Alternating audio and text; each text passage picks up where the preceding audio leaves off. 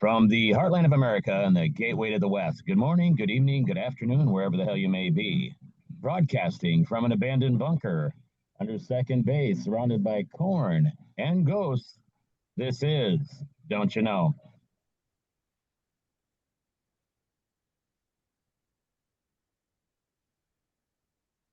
I'm your host, Lyle Tyson, along with Aaron Burds, Kyle Gansen, and Calvin Harris. How you guys doing? Great, Lyle. All right. All Doing right. good. Doing well. Hey, so the big shakeup, I guess we're going to start off and right off with it, Aaron, in the big shape up in college football. Yeah, a lot of big surprises over the weekend. A lot of upsets. A lot of coaches on the hot seat, but just read that James Franklin is out at Penn State, and his buyout was $56.6 million to not coach. So a lot, obviously, some frustrated alumni and boosters. Yeah, yeah. That Oregon game was supposed to have been, I think, something a little different, and that really kind of fizzled on him. I had expected that watching that game that night, and it didn't seem what I thought it was going to be, I guess. But the one thing I don't understand is like 3 weeks ago we're sitting down here and they're highly ranked and then I don't get it. Like a tough loss at home against Oregon and then you get beat by UCLA. I cannot believe how fast they just pulled the trigger. I think some school's going to end up making out of this deal real well, but yeah. 4 weeks ago, they were ranked number 3, and now he's out of a job. I don't get it. That's not a bad gig. I mean, shoot, there's 2 ways to make money, I guess. But, somebody's going to pick him up. And, I mean, let's just roll right into the Hawkeyes, whoever thought, they'd come out of that game like they did. I will tell you, I have never seen I have just never seen a team like Wisconsin over the last 10 years. They have just fallen off the face of the earth. And then to get beat at home by Iowa by 37 points. I want to say it's the first time in like 45 years that they've been held to no points at home.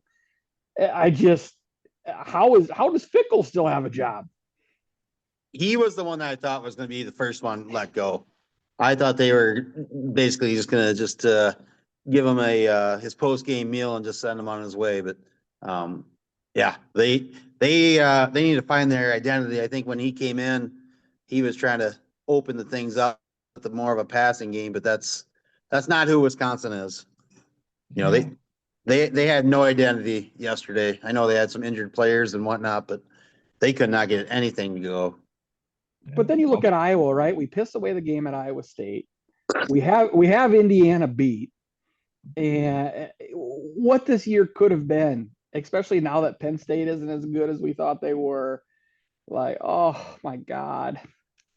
Calvin, what do you think of this whole rigmarole from the outside of perspective? Yeah, with the Hawkeyes this year, and yeah, there's just a lot to it. And like you were saying, the Indiana game, came down to that late field goal that we missed that set it up for them to take the ball and take the win. But yeah, I just think a lot of things, here and there, a couple of things here and there, I should say. And I think we're looking at a totally different season for the Hawkeyes, especially early on. If we can just get some timely plays here and there. Yeah, I think it could look totally different for us. One thing, Granowski, last year we were looking for a quarterback or the last 2 or 3 years, and I mean, I'm pretty happy with him and how he sits back there and he's mobile and he works and he's able to run and everything. If it wouldn't have been for that left knee bother him a little bit, in that Indiana game, I mean, that was the dagger to us right there, is losing our quarterback. And then, in Wisconsin, they're still trying to find a quarterback, I guess. They benched the first one and now they're on to number 2, I guess. But boy, the punter can't punt the ball 17 yards and they can't tackle either. They can't grab anybody and take anybody down. So there's a lot of stuff going on there. Yeah, just trying to find identities. When things start going bad, they spiral real fast out of control, and you just try to stop the bleeding and get some sort of positive energy in the locker room to figure out how you can salvage and how you can move on. Yeah, yeah. Indiana beat Oregon. Northwestern beat who did Northwestern Penn beat Penn State. State there? So and then the last time the Hawkeyes have shut down the Badgers in Camp Randall to a goose egg was 1929. So simple math is 97 years ago. So that's a long time to for a goose egg in Badger Stadium in Camp Randall there. But yeah, I mean that's just something else and unheard of. I usually it's a dog eat dog thing, but yeah, it was pretty ugly. So moving on to the Bobcats on Friday night there. Not a lot of resistance there as well, and that's 63-0 score. But I thought there was some time to do some. It was a serious, I guess I'm going to call it a serious scrimmage, I guess is what I'm going to call it a game, but a serious scrimmage. How can you not feel bad for those kids from Davenport though? Like they go through that like so many times. It was 35-0 with 9 minutes to go in the second quarter. Like one thing I'd really like to see Iowa high school do, like if it's 50-0, I mean, let's just call the game. I mean, it just was not safe for some of those kids out there. It's just two completely different types of football. But yeah, big win, and I think that's you're probably going to see maybe at least one more game like that here before the end of the year. But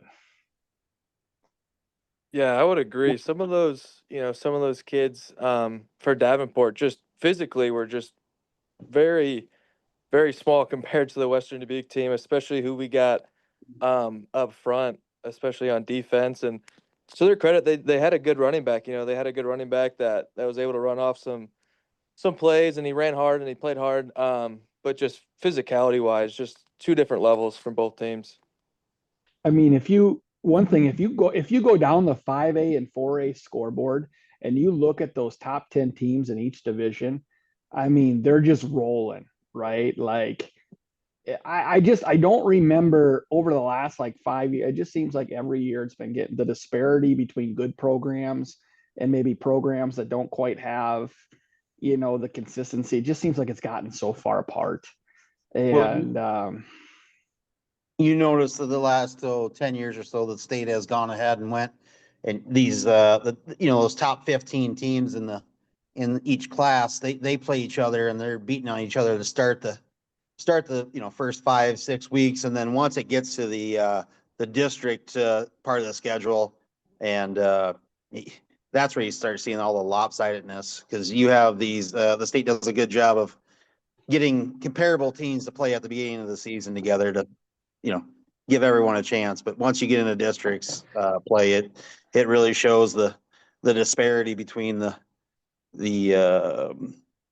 top programs and the rest of the field. Yeah. Our favorite part about driving home on away games is listening to the Friday Iowa High School scoreboard show. And I think we were talking this in the car on the way. I think they mentioned like 3 scores. And if you added up those 3 scores, it was like 180-3. 186-3. Yeah, so Aaron, Kyle, you were And talking those are about 3 scores back to back to back. It wasn't just the highest scoring games. Yeah, so it just shows the lopsidedness of things, and that's kind of the way it was through the whole scoreboard show. There wasn't no 14-10s or 28-21s or 24s. It was either 63-0 or it was 42-0. I mean, that's what it was. I mean, it's just.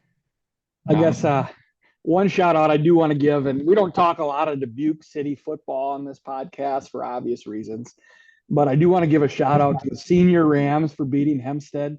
Those guys, I tell you, they don't get the credit they deserve in the city of Dubuque. It's all Hempstead this, Hempstead. Hempstead's 1-6, and we're talking about how tough a schedule they have. How about senior, right? They're 5-2 now, or whatever they are, and good for them to get a big inner city win. And I just love it because Western Dubuque and Hempstead have a huge rival. Hempstead wants no part of playing Western Dubuque, and they can't even beat Senior now. So big win for Senior. Love to see it, and I can't wait to start reading about them in the TH versus Hempstead. So that's my highlight of my weekend. Yeah, no, that was a big thing that was brought up on the scoreboard show. Senior beating the Mustangs, and how that whole thing went down. So yeah, I mean, That has to be one of their first winning seasons in a good while, 6, 8, 10 years even. Well, what is that? Is that Soar? Is that his first year here, Aaron? That senior coach, I right? think so. Yeah, I believe so.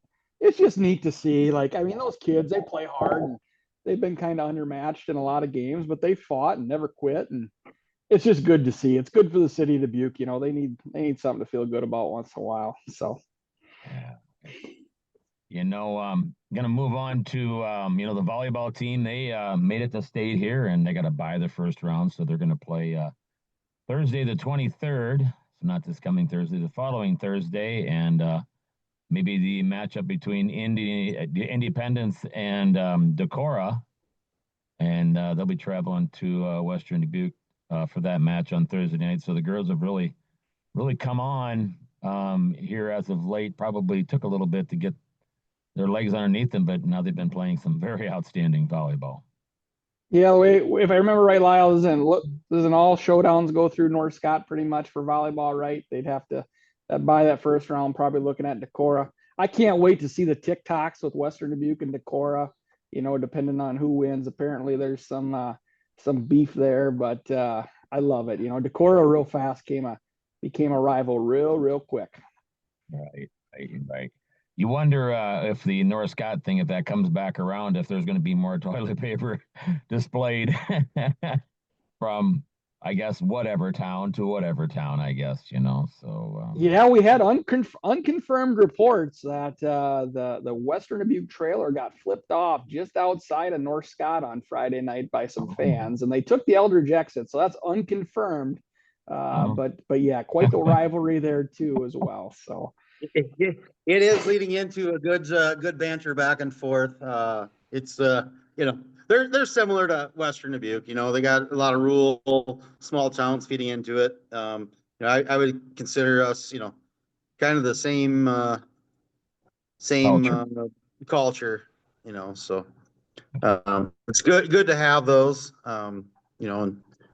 Hopefully those rivalries can continue and we come out on top. But speaking of rivalries in high school and whatnot, our guest could probably talk about a little bit of the rivalries with North Scott and some other Xavier and whatnot when he was a student athlete at Western Dubuque. Yeah. Especially, in football, in my opinion, that was the biggest one for us. And, we played North Scott. I want to say my junior year, we played them twice. We played them, actually both years we played them twice. But junior year, we played them at their place and they beat us. They beat us at their place in the third week of the season. And then we went down and we beat them in the playoffs. And so that kind of created a little bit of rivalry. And I think before that, and maybe correct me if I'm wrong, but we had played them kind of sparingly before that, very few times. But like you're saying, the schools, the communities are so similar that, there's just kind of that hard-nosed rivalry that happens. And, they're just an hour and 15, hour and 20 minutes down the road. So those games are always fun. And Xavier was a big one too. We played them in the state championship my junior year in football, and that was a great game. They got the best of us there, but we got them the next year. But yeah, two of those schools, both of those schools became big rivalries. I felt like, and it kind of fed in there those couple years, and then it's continued, which makes it a ton of fun. And they played a really good game up on the Buck. Was that not this past weekend, but the weekend before? And they pulled out a win 14-13. So I thought, it's been really good. I think it's been really good for both schools. Al, was that your junior year? Was that in the semifinals that you played Xavier? Was that the year they got you in the dome, or was that the finals? I can't remember. They got us in the finals that year. Oh, Yep. Okay. Yep. That was the game you exited, right? In the third quarter, right? You got hurt. Yeah, I took an early exit that game. Yeah, one thing I want to bring up, I don't know if anybody watched that Alabama game this weekend, Alabama, Missouri. Yep. They had two really big hits on players. And I think I can't remember. Let's see here. The names off the top of my head. There were one running back and then the one receiver, Derek Meadows and Jam Miller. Two big concussions. Like, I guess, can you walk us through, like, as a player, like what that's like? I mean, do you remember much of it? Like, just walk us through for somebody that has never had that happen in a big type of game. And if you don't want to talk about it, that's fine. I just think it's interesting, just like, somebody who's been through it. Yeah, they're all different. But that, like, to speak to the one in the dome in particular, um, it's just one of those things where you're playing hard, and then all of a sudden, um, there's a bigger concussion. If it was kind of a minor concussion, it wouldn't be too bad. But unfortunately, that one was a pretty major concussion. And end up blacking out there on the field. And I remember just kind of my whole side going numb, just kind of a thing where it's like, like, where the hell, what's going on, right? Um, and thankfully I had Sue there, and Sue kind of got me off the field and got me where I needed to be. But I really don't remember much after that. That night, and I Well, know what was the rehab like? Like, I know you said you don't remember a lot. The one thing I remember about you is you were walking right on the 30-yard line, and you're walking towards the sideline. Then all of a sudden you turn and just like you run back to the huddle like you're going to go back in the game. And I was like, he has no idea what's going on here. So I guess just talk about even like a week after, right? Like, you had some things there, kind of just light was tough for you. And yeah, I mean, light's a big one. Noise is another big one. And movement too. The more you move around, the more blood flow, and right with the concussion, your inflammation, right? You got inflammation around the brain and whatnot, and so as that blood goes, it kind of pushes on that, and creates a little bit more of that headache feeling as you move around. So really, for me, it was just kind of sit around and not really do a whole lot. You can't really. The more you do, the worse it gets, unfortunately. So you just kind of got to take it easy and um, just try your best to feel good. Really. now, is that something that you've had similar happen in baseball, or was that just a football deal? Or I guess I know catchers, it used to be old school, right? It wasn't even a thing, right? And as we learn more about it, like, no, it is a thing, like there's the old debate that versus the skull cap, versus the pullover mask, the one piece. I guess have you had anything like that happen in baseball? Yeah, I had one my freshman year. I took a foul tip off the face mask and got a concussion there. But there's definitely been some moments that I can think of. I remember I had one weekend when I was at Ole Miss. I took 5 or 6 balls right off the face mask, and each one you start to ring a little bit more and a little bit more. Um, and like you said, it kind of goes to the debate: do you wear the two piece, or do you wear the hockey style mask? And I've worn the two piece before when I was in college, and I'd have, if a ball ricocheted, I get hit in the like in the side of the face, kind of in the chin. I had that happen before. So for me personally, I like to use the hockey style mask. Um, and I switched over to Force 3. It's kind of like a new brand that's been coming out and doing some things. They have like these dual springs on the side that's supposed to compress and take some of that impact, if you will, when the ball hits you. But yeah, I mean, I like the hockey style mask. It's been good, and thankfully this year I really didn't have too many back there. But it always seems like they come in bunches. Like, you don't get hit a Yeah. lot, and then all of a sudden you get like 4 or 5 in a row, or 4 or 5 nights in a row you get hit. So it keeps you on your toes. Are those masks, are they like more like square, like kind of like the new football helmets? They're little kind of like, does your brother wear the same style mask like when he He catches? Yeah, he'll wear the same style mask that I do. It's just like your regular hockey style mask. Now it is a little bit bulkier. Like if you see it from the side, it really sticks out because you got a little extra padding on the chin and the forehead. Um, and then they have the two springs on each side, so it sticks out a little bit more. But it is the same, style as Okay. your traditional, like Molina. Molina was kind of the first guy that always wore a hockey style mask.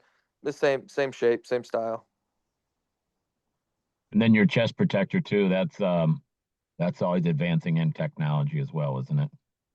Yeah, I remember, when I was in high school, they came out with that extra chest piece, or extra padding right on the chest. So that's been something that's kind of evolved, and I think that's mandatory across the board for every chest protector that comes out now. So, yeah, they have that, and then they've been doing some stuff with the shin guards where I don't know if I'm trying to think of who would be anybody in the playoffs now that wears them really tall. Um, but the guys that wear the Force 3 stuff. So like the Pirates had a couple guys that wore Force 3. Um, we had a couple guys with the White Sox wear Force 3. And basically it'll come up and it's designed to put like that pitch comm on, right? So they can press the pitches in the pitch comm and they can be down there. And it's designed to help protect against against your leg with guys in one knee down stances. Because you're really, in those one knee down stances, you're really susceptible to getting balls. Off your kneecaps, off your thighs, and so it's interesting how they continue to bring that up. It makes it a little awkward to run, but they bring it up a little bit more for a little extra protection. Yeah, yeah, and then you got the umpires behind you too, and they take a beating every so often too with things happen with them guys. So Yeah, you try to keep the ball off them as much as you can, but um, unfortunately, they get hit just as much as anybody else. yeah. Those Hey, poor guys, I tell you, they can't seem to win, right? They're either balls just out or just in, or now they want robots taking their game. I mean, are taking their job. It's just boy, those umpires in baseball, that is one of the toughest gigs. Yeah, no, so, no doubt. so you're in Birmingham now. So tell us about how you were notified in the transition and how that all takes place. What time of day, and then all of a sudden, how does that all happen within 24 hours or 48 hours to be where you need to be and all that?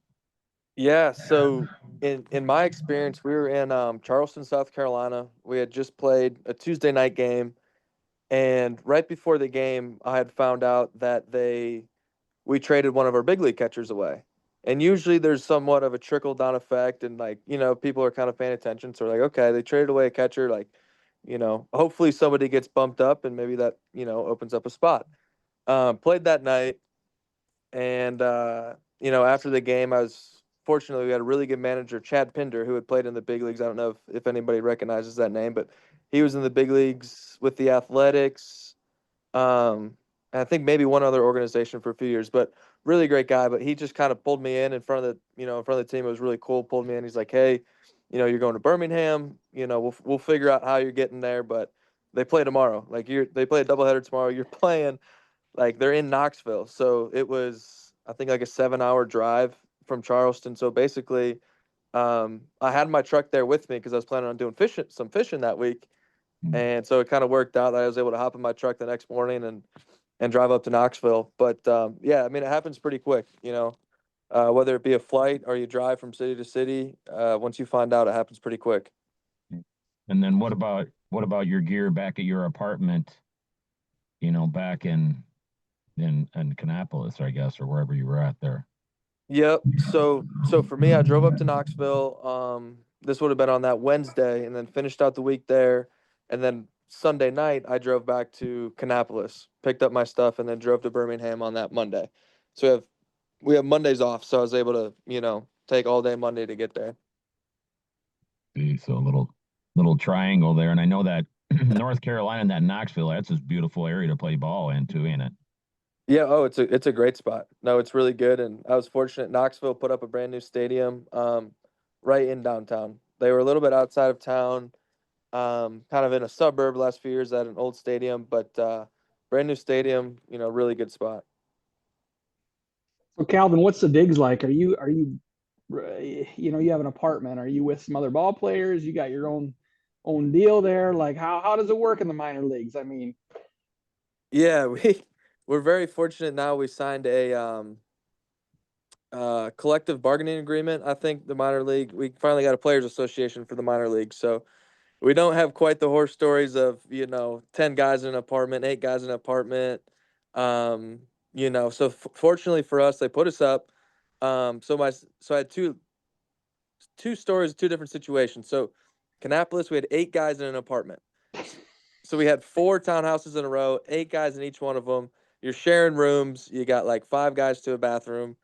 So you got a lot of chaos going on there. And then you get to Birmingham and they put you up in your own apartment. You get your own room, own bathroom, and you share it with one other guy. So Nice. yeah, so it's really dependent on where you're at and what the organization is. Some of the bigger organizations put you up in a little bit nicer spots, a little bit nicer accommodations, but yeah, it's not too bad. It's definitely not the horror stories of, 10, 15, 20 plus years ago that some guys had to have. In a typical series for you guys, or is that where they're playing like a 6-game series, like you're to limit the travel? Is that a thing in your division?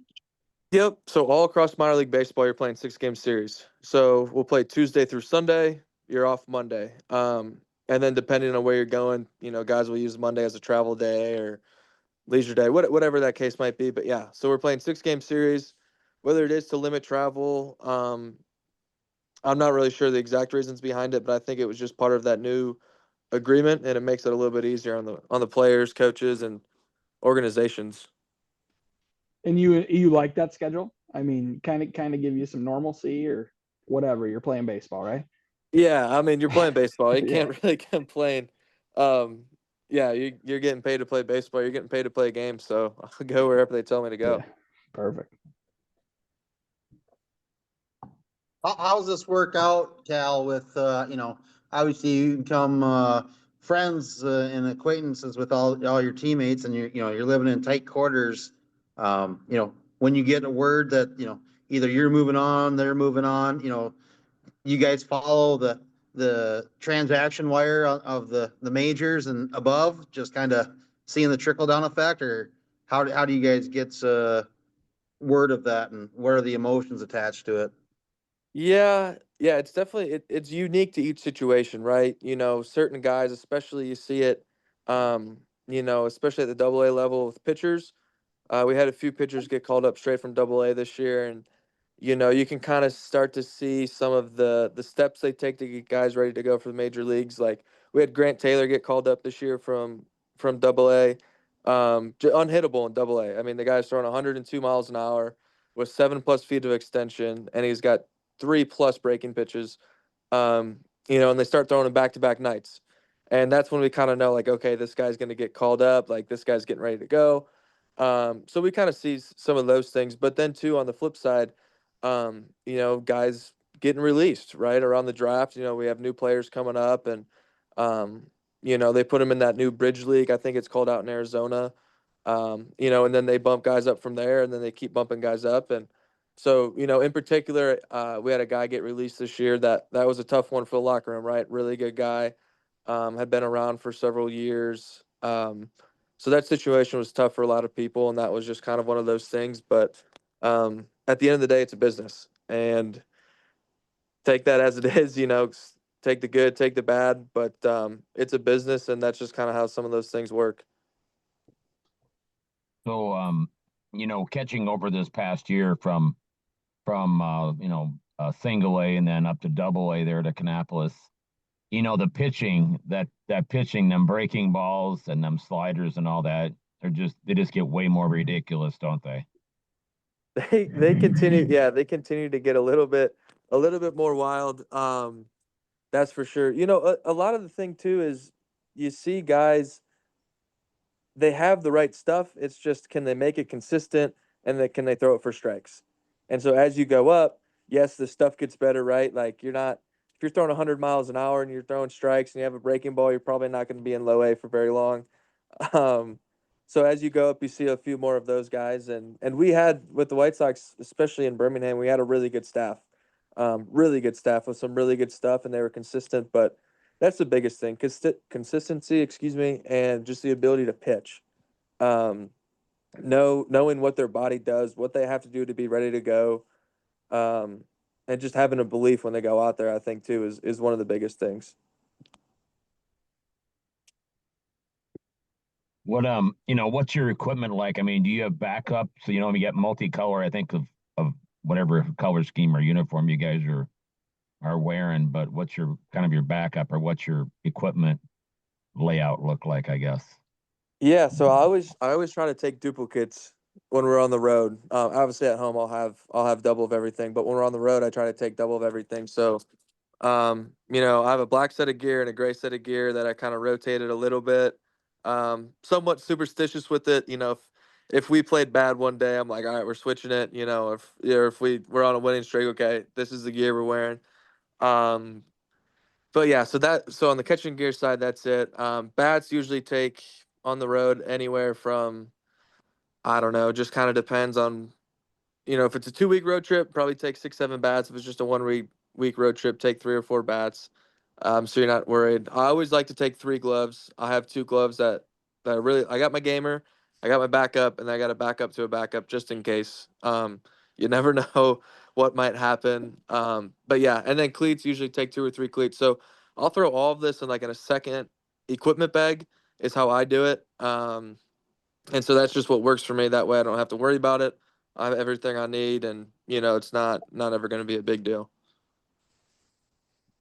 Do you You guys, do you keep? Go ahead, Aaron. Go ahead. when you guys travel for these, long,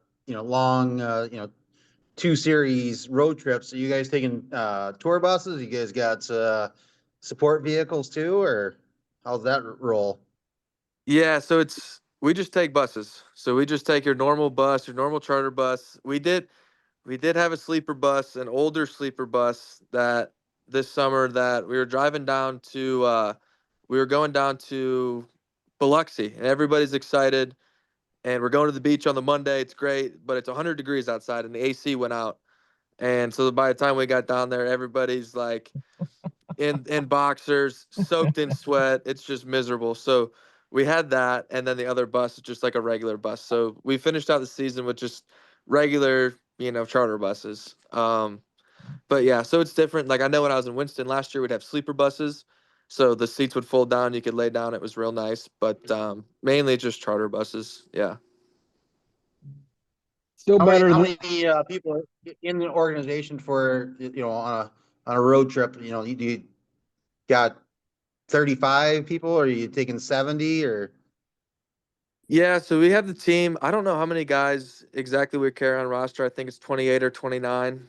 I think sounds right. So we have that. We have our coaching staff. So this year would have been manager, pitching coach, hitting coach, strength guy, strength coach, and then kind of the athletic staff. So I'd say anywhere from 10 to 15 coaches, depending, right? If we had like a roving instructor in town, or if somebody wanted to come in for a road trip. But usually those people like that are kind of stopping in for a few days or flying in or driving in from their homes. But so overall, I'd say we probably take anywhere from 40 to 50 people, depending on who's going, and what their schedules look like. So Gonzalez, he was on your old Miss team. He was Yep. in Canapolis with you, and then he got moved up like last year, right?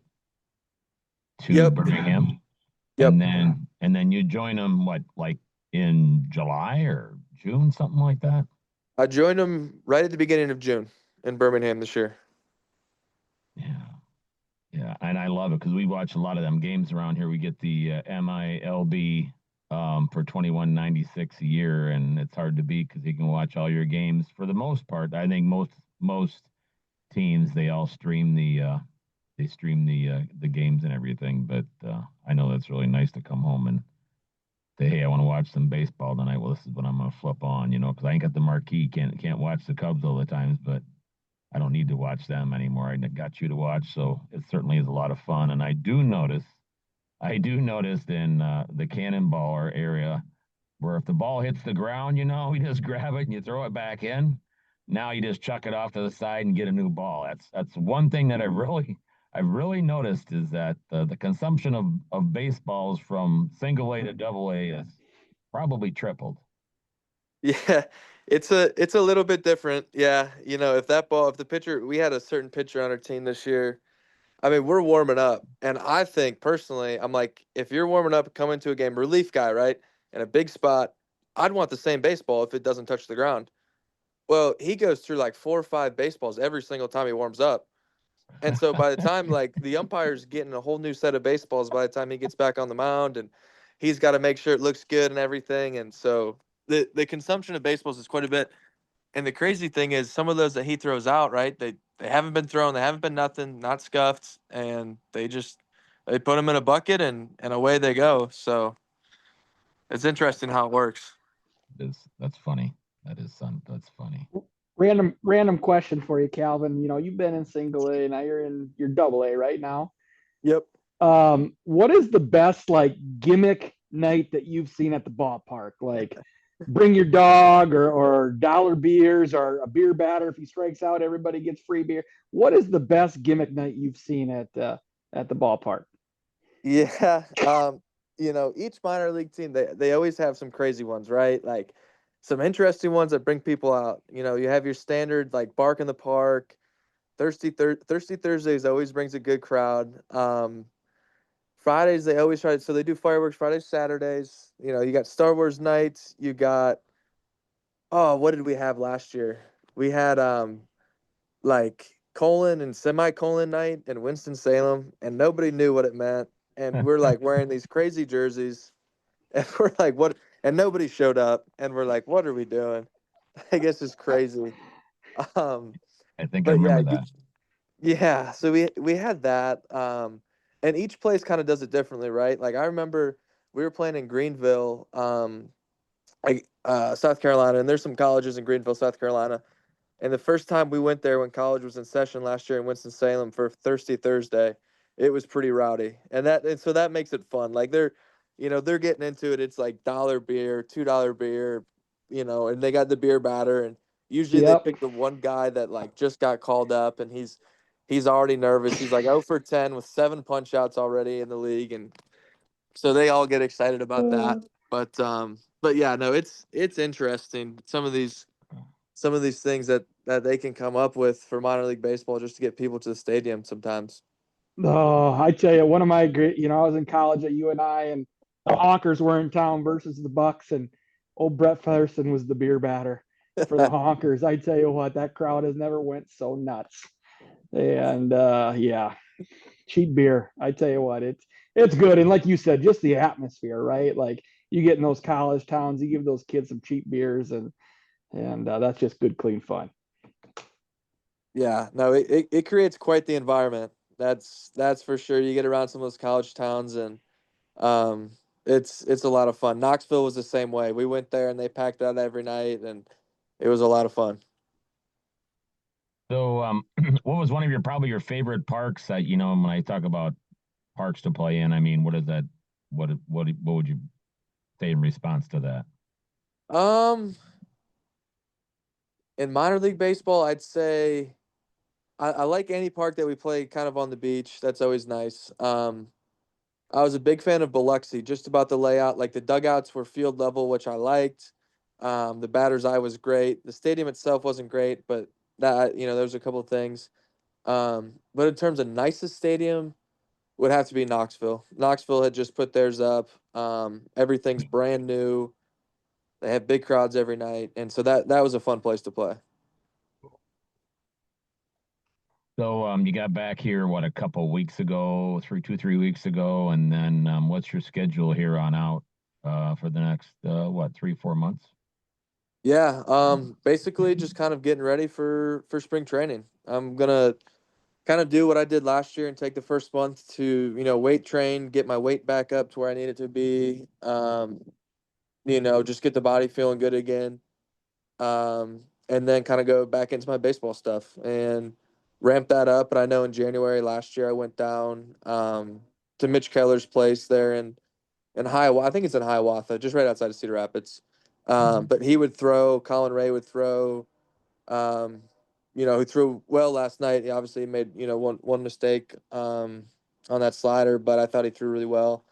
And then Van Scoy is going to be throwing down there. He was up in AAA this year. He had a really good year. I think he's pitcher of the year in his organization. And then there's like 2 or 3 other pro guys from Cedar Rapids that I'm not exactly super familiar with. TJ Sycamore is another name. If that name rings a bell, I know he was at DeWitt, and then he's kind of pitched. Actually saw him pitch in Piasta one time. So for Tom Ball, I think he's thrown for Dyersville maybe, but I could be very wrong on that. But yeah, so we'll go down there and do that, and you get bullpens and kind of some live at bat looks. Yeah, and then they like a good catcher too. I mean, coming in to, take care of that stuff, and good for you see both sides of everything. Yeah, no, you get to learn a lot too from those guys, just the way they work and they go about it, and um, it makes it easy and fun for me. Uh, you got a group like that, and you got to practice with them guys. It makes it really interesting. So, Oh yeah, Random question, random question for you. Looking back now, you're what, 6 years out of high school, 7 years out of high school. What's one thing you'd tell yourself as a junior that you would have done differently? um, I think the biggest thing from a performance standpoint would be nutrition. I didn't take it serious at all when I was in high school. I always thought, oh, I could just eat whatever I wanted. I love to drink Mountain Dew, so I was like, oh, I just drink as much Mountain Dew as I want. It's no big deal. And then I remember I got to college and I started catching every day, and I didn't my first 2 years, right? I was hurt and I just kind of pinched at DH, and then played the outfield a little catching. But once I started catching every day, it's like, man, I really gotta focus on what I need to do to feel good, and it's made a big difference for me for sure. Yeah, I guess the number one thing I heard the number one thing that you do different is more yoga. An Yeah, unconfirmed source told me that, but yeah. yeah, so I've I've dabbled I've dabbled in the yoga. I do that in college quite a bit in the mornings. I just go on YouTube or whatever and do the yoga thing in the living room. My roommates thought I was crazy. Um, but yeah, I did a lot of hot works actually last off season. And really I just go in and do the stretchers, the same stretches. just They hot, mix it. just hot. Yeah, it's just I don't know. I thought it was great. I thought it helped a lot, and really I felt really good throughout the year, and so must have been something to it. Yeah, Cool. my wife's been on me to do yoga, and I'm just like, God, I'm 40 years old, Dana. I don't think I need to start stretching now. But Aaron, what do you got there? Got anything for Calvin? Oh yeah, I just you've had some great success over your career, in high school and then the College World Series, and then you guys won the championship this year. What are some goals for the future here? Yeah, obviously the next championship to get would be a World Series, right? That's obviously the next step. That's what you want to be, and that's why we're in it, right? That's why we show up to spring training. Um, so that would be as a team goal. And then obviously from a personal standpoint, um, show up to spring training healthy, ready to go, and be in a position where you know force them to make a move, right? You know, play well, compete, do what you got to do, and force them to make a move. I think that's the biggest thing. And like I was saying earlier, it's a business, and you never really know what could happen. So just play well, show up, and do your thing every day is really kind of the goal. Cool. Super cool. All right. Well, I think that probably fills up our show for the most part tonight. A lot of great information and a lot of good talk. Certainly a lot of enough stuff going on there in the sports world right now to talk about. And it's always nice to have Calvin. You're on here now, and just nice to get the inside things. And it's always great to see you there. I think you grew a little bit since the last time I seen you. I kind of felt like I was looking up to you. Either you grew or I shrunk, I guess. So I would probably maybe take the probably latter. both, probably both, Lyle. Probably both. Yeah. Yeah. So. Hey, one thing I do want to say here before we're done, I do want to say from a fan's perspective, Calvin, I really do appreciate your route that you've taken down to Old Miss and even the next level, right? You could have said, I'm not playing football, I'm not playing basketball. From a parent's perspective, it was really neat to see you play four sports. One thing that really stuck with me, even after you came off that ankle injury your senior year, I think you had to have surgery and you still fought back and you still played what, 2 3 weeks of basketball. Like that was the type of kid you were. Really good to see, really good role model for all our kids. And I just love seeing, the fact you didn't opt out your senior year, you didn't opt out your junior year, you stayed, team mentality.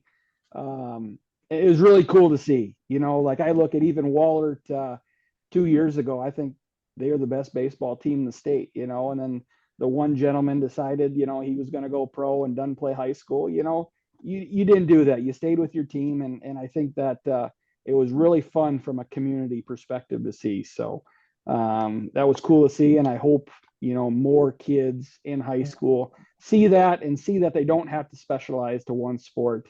They can be a multi-sport athlete and they can have fun doing it. So. Yeah, I really appreciate that. And, from my perspective too, on the flip side, I think for me, it makes it really easy, to make some of those decisions just from the community, the Western Dubuque community, as we all know, is special far beyond anything anywhere else that we're going to see. Right. And like you said, you grow up, especially like football was the biggest one for me. Right. We grew up, you played with all those guys forever, and we're all really good friends to this day. Right. That's just kind of how it is and how the community is. And, and supports everybody. And I know everybody's, supports me, and I appreciate it.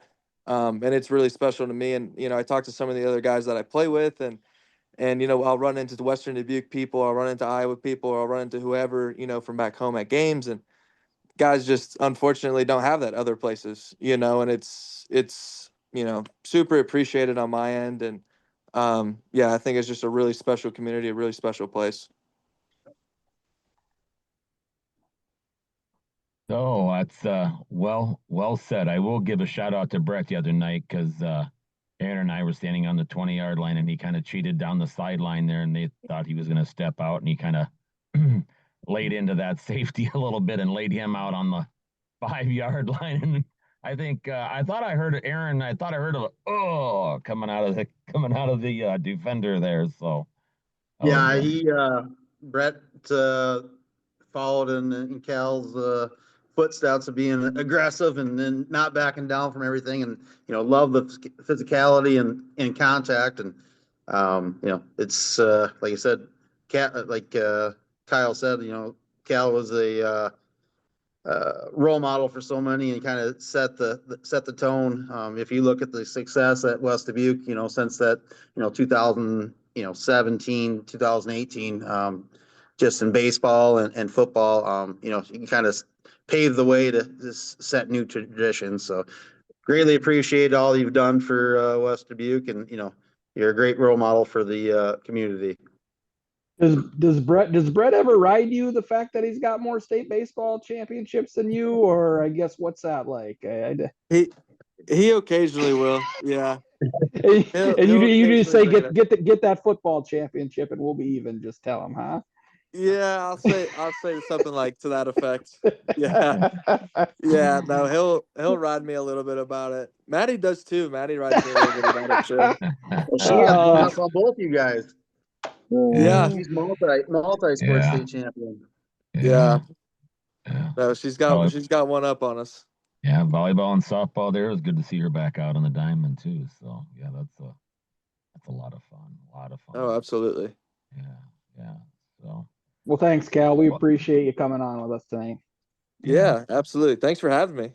Thank you for having me. Great time. A lot of fun. Yeah, a lot of fun. So well, that concludes our program for the night. You can catch us on iHeartRadio, Spotify, Amazon Music, and we're always back here every week with the new episodes. So for Aaron Burds, Kyle Gansen, and Calvin Harris, this is Lyle Tyson, and this is Don't You Know?